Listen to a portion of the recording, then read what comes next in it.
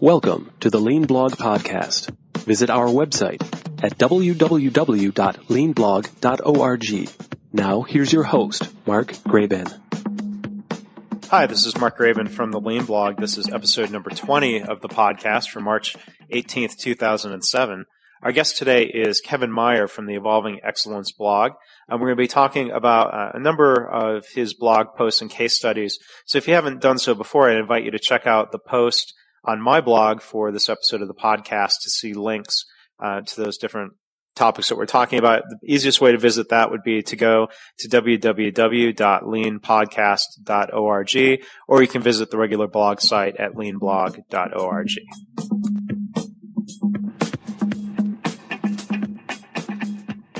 Well, our guest today is Kevin Meyer from Superfactory and the Evolving Excellence blog. Thanks for being here, Kevin. Thank you. It's a question I like to ask a lot of our guests, and I thought we'd start off with a question about how you got started with Lean and kind of what drew you into the field. I probably got started thinking about it back in the mid-1990s. I was with Abbott Laboratories at the time. We were building a new facility, and we were trying to figure out how to lay it out, and looking around for the best ways of processing material without having to do a lot of inspection, a lot of value, or additional operations. And we came across Lean and Womack's first book, and we were going through some of that and took it from there.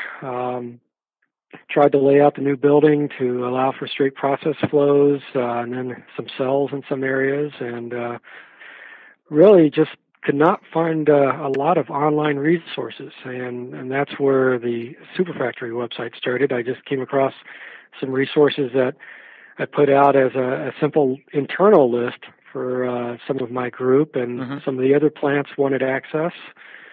And before I knew it, some people outside the company wanted access, so I spent about 10 seconds coming up with the admittedly a little bit cheesy name, and it's grown from there.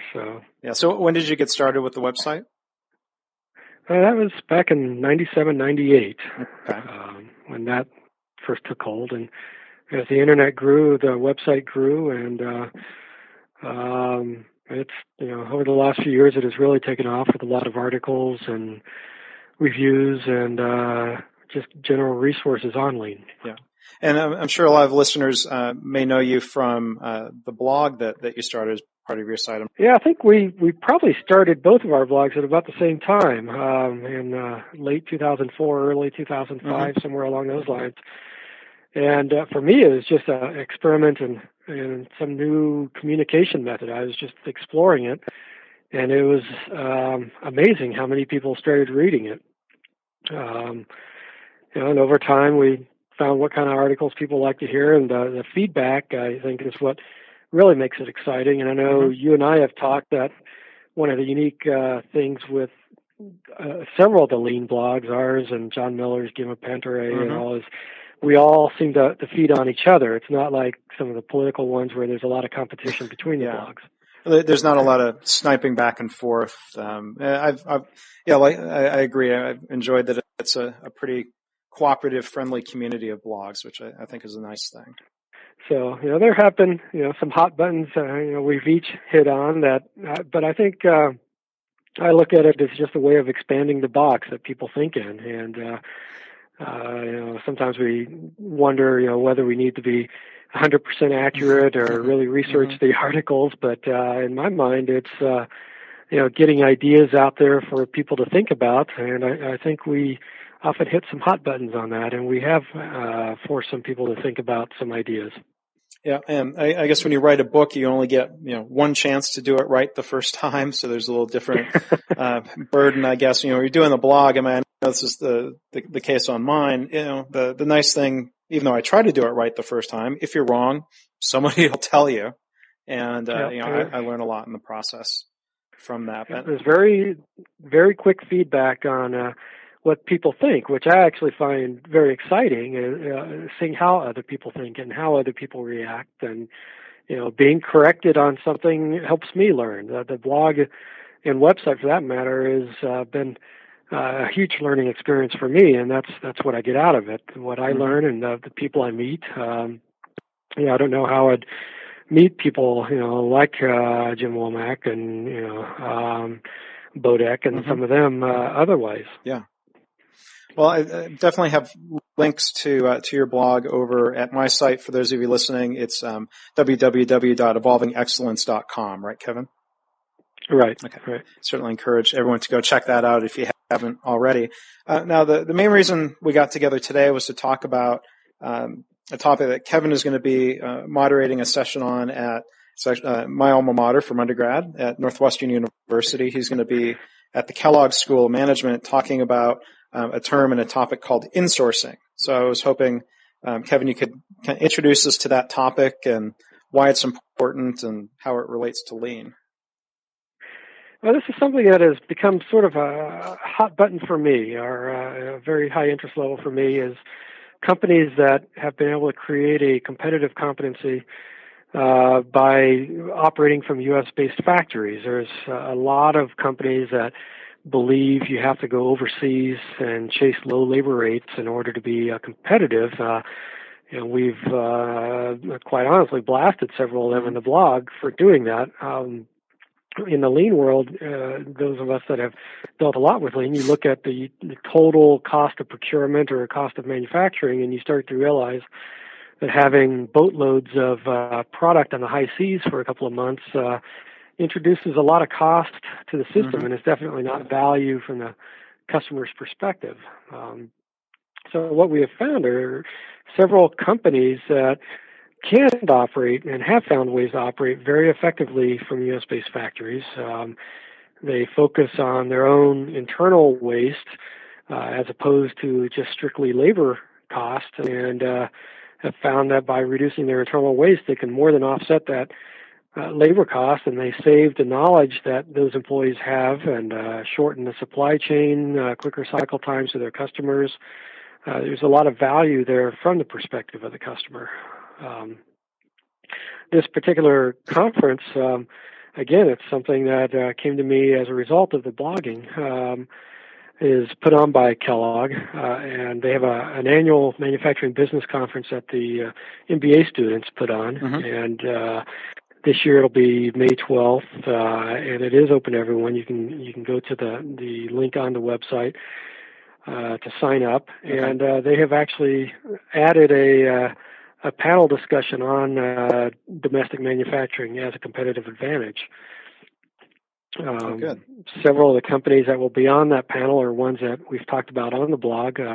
Harley-Davidson for one, Sherrill Manufacturing as another, and there are a few more that we're waiting to hear from. And they operate globally and very competitively from U.S.-based factories. Yeah. Other than trying to get the word out about lean or through conferences like this, I mean, you mentioned the common perception that you have to go overseas nowadays for manufacturing. A lot of that is not just in the manufacturing companies, but it's driven in the mainstream media. I mean, a lot of articles are written almost from the standpoint of, if they find somebody still building something in the U.S., there's this shock and amusement of, oh, how quaint, we're still building stuff here. I mean, is there anything we can do to try to influence that perspective? Is that something we're just going to have to deal with until there's a major reawakening that manufacturing can be beneficial here? Well, I think conferences like this and panel discussions like this will help that. You're absolutely right. I've come across some furniture manufacturers that could not raise capital because their investors believed they had to go overseas to be competitive, even though they had proven via some lean methods that they could operate effectively from the U.S. And that's really, it's driving some major decisions in that lines. And the perception goes all the way down to some small companies. We know of a couple of custom ski manufacturers that produce all of maybe one container load of skis a year, but are setting up plants and relationships in China to build those skis for just a tiny volume, and the labor cost on something that is not all that high. So you're right, the perception does need to be changed. I'm hoping that panel discussions like this will start to change it in the mainstream media. There are some organizations that are large, Danaher being one, that does operate very effectively from the U.S. Harley Davidson is very high profile as well. So the more that we can point out those successes, the better. Yeah, and I know on your blog you've got a list of kind of the good list of the companies that have got good case studies at least. I'll make sure I link back to that on my website on the posting about this podcast so people can go back. There are a lot of encouraging examples. I mean, you mentioned furniture. There's a company sort of in my backyard here in the Dallas area called American Leather that is building furniture here in Texas, with Texas labor rates and, their competitive advantages, the fast response time that they can do. They're sort of like the Dell computer of furniture in a way, how they portray themselves that, we can do custom and we can do it at a surprisingly affordable rate because of lean processes within their factories. Mm-hmm. No, that's a great example. Now, have you seen any examples of companies that have maybe previously made an attempt at going overseas to China or even down to Mexico, which is a common low labor cost company or country, people coming back and sort of repatriating production, if you will, back to the U.S.? There are a few. A couple of years ago, I came across a couple of plants of Jostens that were moving back. There are some suppliers of Home Depot that are doing the same thing. Home Depot, you would think that'd be very high volume, that'd be made overseas, but Home Depot's trying to shorten their supply chains and do shorter cycle times on some of their changes. And to be able to accomplish that, some of their suppliers are having to move back to the U.S. Just today I wrote about Avery Dennison, and they're consolidating a distribution center and a couple of manufacturing plants and increasing the size of their plant in Marion, Mississippi. And that could actually entail the closing of a Mexican plant to accomplish that. So I think when companies look at their total cost and the amount of cash they have tied up in supply chains and total risk cash tied up in product that, especially if it has an expiration or is beholden to, changes in what the customer wants, there's a true value in short cycle times. Absolutely. And it seems like so far, I mean, we both of us like to criticize, companies or executives who make, some of these decisions, but it seems like we've identified three maybe systemic causes already of either, media perception, the financial community and, retailers. I mean, have you seen I know you've written about, other examples of retailers either helping, encourage lean practices or at the other extreme forcing manufacturers overseas, correct? Well, there are retailers that want to receive their product in large container loads into large distribution channels, Walmart being one very big one. And to accomplish that with very thin margins, you're almost forced to go overseas.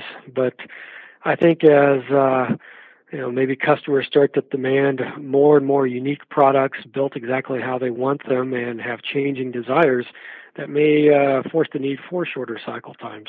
It sort of strikes me, Walmart has talked a lot about, environmental stewardship and, pushing things like, compact fluorescent bulbs and things that they say are good for the environment. But, pushing suppliers overseas and either the pollution that's caused with the Chinese manufacturing or all of the fuel and the transportation waste of bringing products over from an environmental context doesn't necessarily seem to fit in as the greenest approach. That's very true. I mean, we hear about some of the human rights issues going on in China and the pollution issues, and I think one that I'm also very concerned about for companies that have just blindly gone over there is the rapid increase in the wage rates in China. That's going to demolish the very fundamental financial rationale for going over there in the first place. So that's, in my mind, there's really only a couple of valid reasons for going offshore, and probably the predominant being to get closer to a customer. If you're going to try to go after the Chinese market itself, obviously it makes sense to build a plant in China if there are significant shipping costs and so on involved. But otherwise, close to your customer. Toyota is very successful in the U.S. They don't feel a need to complain about competitiveness burdens. So, the one example I like to point out is American Apparel in Los Angeles, where they have 4,000 workers earning above minimum wage, making just very basic T-shirts, and they pay excellent benefits. Their employees like to work there, and they have higher margins than product coming from Asian sweatshops. So if they can do it, you would think almost anyone could. Yeah, it's. I mean, it seems like stories like that don't really get out as much as they could to help people see there is a different way than going offshore. And in fact, earlier I think I used the wrong phrase. I think I said insourcing. The topic for the conference really is onshoring as opposed to offshoring. Correct? Right. They're related. Insourcing would be moving your factory back to the U.S. Onshoring, they're staying in the U.S. to begin with, or staying domestic. I think there are probably similar situations in all countries. I just written about where in New Zealand, some people are proposing that New Zealand manufacturing companies should move their factories offshore to actually augment New Zealand manufacturing, which doesn't seem to make a lot of sense. But there are a lot of countries that are dealing with this very same issue of seeing their manufacturing base go elsewhere. Yeah, because China's still a relatively long boat trip from New Zealand, not as far as the U.S., but I think another major issue that a lot of companies don't think about when they're doing this is just the value of the knowledge of their employees. That's not tracked on any balance sheet, but Whirlpool is laying off thousands of people to move operations to Mexico, and what is the value of 2,000 people at I think it was an average of 21 years of experience compared to the 2,000 people they're hiring at a new plant that are brand new off the street. From a lean perspective, you're looking to your people to give you ideas on how to improve your operations and improve your productivity. People with 21 years of experience would probably have a lot better ideas on where to look for improvements. And somehow that's not really valued or respected. It seems like there's too much of a perception if you haven't really worked in a factory and haven't worked side by side with production operators and the value-added employees that, and I say this as an MBA graduate myself of a different school, that maybe there's a certain MBA arrogance of, well, I have a master's degree and you barely got through high school. What could you possibly know about making anything better, right? Right. If you don't actually visit the factory floor, and probably if you don't visit other functions within the company for that matter, you're looking at it just purely based on the wage rate or cost of that operation. And then it becomes, in your mind, a very simple financial decision of, $19 an hour versus $4 an hour or something like that. And it's not that simple. There's a lot of intangibles that, unfortunately, are not reflected on a balance sheet or a P&L that help drive manufacturing. Yeah. So it's a no-brainer only if you're looking at it in a very simple-brained type view, maybe. Right. And that becomes difficult to change, especially in a public company when you're beholden to investors that often have a very short time horizon. They're looking for a quick return, and driving down base labor costs is a very easy way of driving a quick return. Unfortunately, it's not a good way of driving long-term success. Right.